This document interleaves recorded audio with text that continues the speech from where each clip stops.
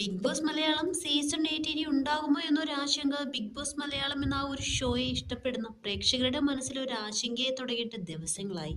അതിന് കാരണം തന്നെ ബിഗ് ബോസിന്റെ ജീവനാഡി എന്ന് വിശേഷിപ്പിക്കാവുന്ന നമ്മുടെ കോൺഫിഡന്റ് ഗ്രൂപ്പ് ചെയർമാൻ CJ റോയ്സന്റെ വിയോഗം തന്നെയാണ്. എന്നാൽ അങ്ങനെ ഒരു ആശങ്കയുടെ ആവശ്യം ഇല്ല എന്ന തരത്തിലുള്ള റിപ്പോർട്ടുകളാണ് ഇപ്പോൾ പുറത്തു വന്നിരിക്കുന്നത്. കാരണം റോയ് സാറിന് ശേഷം ആ സ്ഥാനം വഹിക്കാൻ പുതിയ ആളുകൾ എത്തിയിട്ടുണ്ട് എന്നാണ് പറഞ്ഞു കേൾക്കുന്നത്. ഒരു കാര്യം ഉറപ്പാണ്, ബിഗ് ബോസ് മലയാളം സീസൺ 8 ഉറപ്പായിട്ടും ഉണ്ടാകും.